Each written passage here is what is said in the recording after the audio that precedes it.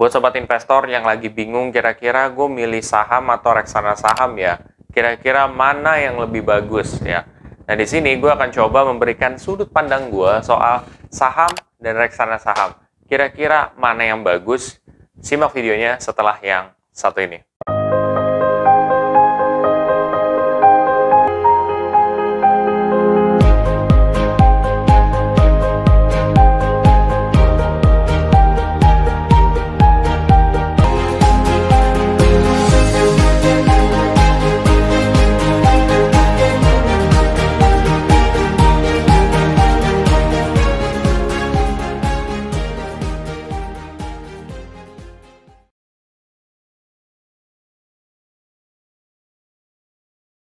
Oke, langsung aja kita mulai.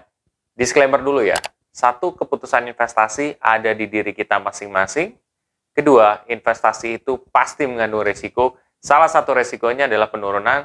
Ketiga, gue tidak pernah mengadakan titip dana sama sekali. Jadi, kita langsung masuk aja ya. Kalau seandainya gue harus pilih, saham atau reksadana saham.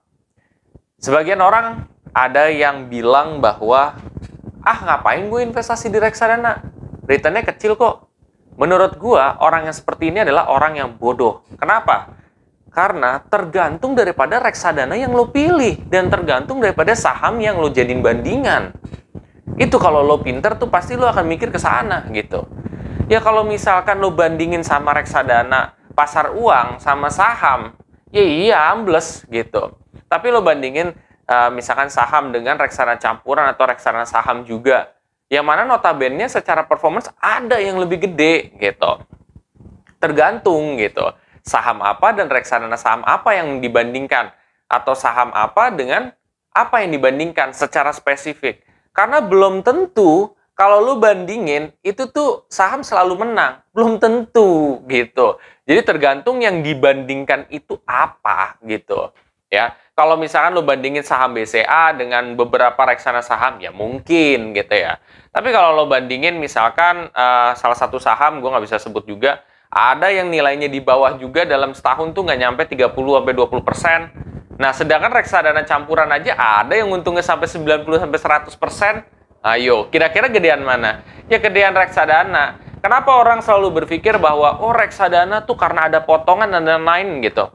Potongannya itu paling cuma seiprit gitu. Dan udah gitu return yang lo dapat itu udah bersih gitu. Jadi kalau lo udah tertera di portofolio itu udah bersih. Kayak misalnya keuntungan berapa 10-20% itu udah bersih gitu. Jadi lo udah nggak perlu pikirin.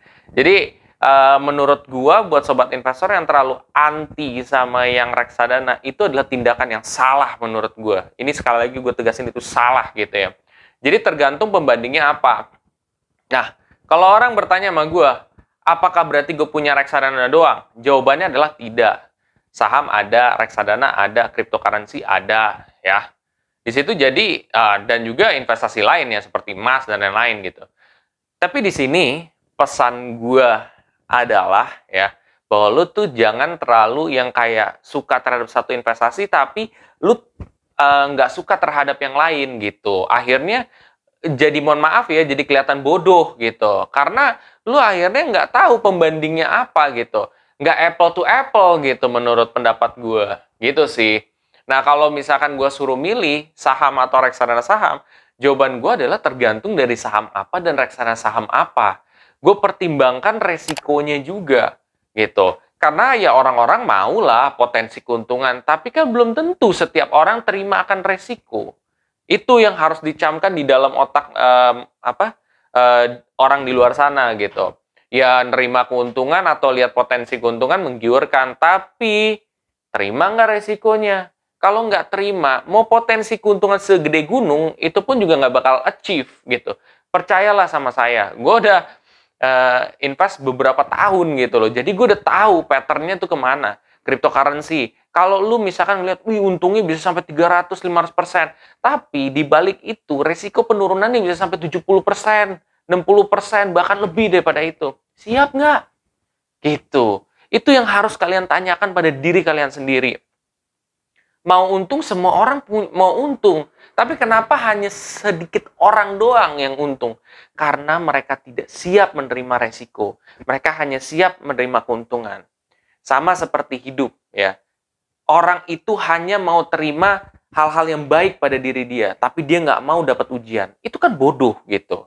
Artinya adalah kalau kalian mau mengambil satu investasi, mau itu saham, reksadana, cryptocurrency, pilihlah yang resikonya kalian bisa terima, yang kalian bisa toleransi, yang kalian kuat untuk menerima resikonya. Kalau enggak, ya mendingan jangan di sana. Dan kedua adalah jangan terlalu kayak sebel terhadap satu investasi, karena setiap investasi pasti punya kekurangan. Mau itu saham, mau reksadana, mau itu emas sekalipun, itu semua ada. Nah, gue pernah ngejelasin juga, ya, kekurangan masing-masing itu apa. Reksadana ada yang namanya likuidasi juga, ya. AUM-nya terlalu kecil itu bisa ditutup. Terus juga ada resiko penurunan. Saham juga seperti itu. Kita kan nggak pernah tahu saham yang dipilih gorengan apa enggak. Tiba-tiba naik terus habis itu turun nggak bisa dijual lagi. Gimana? Itu kan juga ada resiko. Kedua, di saham juga kan itu istilahnya kepemilikan kita terhadap suatu perusahaan. Kalau perusahaan itu ambruk dan rusak atau istilahnya nggak berjalan lagi, ya sahamnya bisa lari ke gocap gitu. Itu kan ada resiko juga kan. Tiga, misalkan emas ya. Emas itu resikonya apa? Kalau lu punya emas fisik, lo taruh di rumah, lu bisa diambil. Katakan jeleknya sama maling atau apapun, itu kan bisa aja diambil. Itu emas fisik. Terus ada juga faktor dari nilai emas juga turun. Kalian bisa lihat di harga emas juga gitu. Kalian cek di Google hargaemas.org apa harga emas gitu. Itu juga kalian bisa lihat grafiknya itu ada penurunan. Jadi intinya semua punya resiko. Tidak ada yang tidak ada resiko. Kalau yang tidak ada resikonya berarti itu 100% bodong. Mudah-mudahan video ini dapat mencerahkan ke sobat investor semua bahwa investasi itu pasti mengandung resiko. Oke semuanya, bila setelah ini kalian tercerahkan dan kalian pengen belajar lebih dalam lagi, lo bisa tonton video-video yang ada di playlist YouTube gue juga, mau itu reksadana, mau itu saham, mau itu cryptocurrency, supaya menambah ilmu pengetahuan juga. Oke semuanya, kalau kalian merasa video ini sangat bermanfaat, please share aja ke sobat investor yang lain dan jangan lupa untuk subscribe, like, dan komen di video gue. Sampai jumpa di video gue selanjutnya. Terima kasih.